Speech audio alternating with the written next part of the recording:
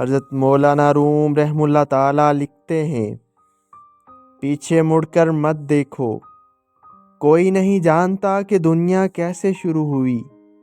مستقبل کے بارے میں نہ ڈرو، کچھ بھی باقی نہیں رہنے والا۔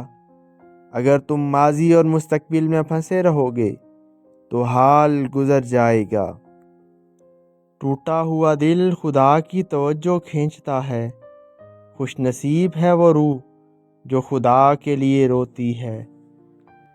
کسی بھی چیز سے پریشان ہونے کی ضرورت نہیں ہے، نہ تو یہ درد ہمیشہ رہنے والا ہے اور نہ ہی یہ زندگی ہمیشہ رہے گی۔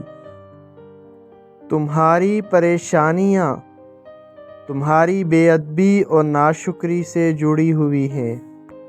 اچھی کتابیں اور اچھے لوگ فوراً سمجھ میں نہیں آتے، انہیں سمجھنا پڑتا ہے۔ صرف خدا ہی تمہارے دل کا بوجھ ہلکا کر سکتا ہے۔ گفتگو سے سمجھ بوجھ میں اضافہ ہوتا ہے، لیکن تنہائی وہ مدرسہ ہے جہاں عظیم ذہن بنتے ہیں۔ یہ جان لو کہ ڈر ہوتا ہی نہیں، یہ تو بس تمہاری سوچ میں کہیں ہوتا ہے۔ خطرہ ایک حقیقت ہے، لیکن ڈر ایک خیال ہے۔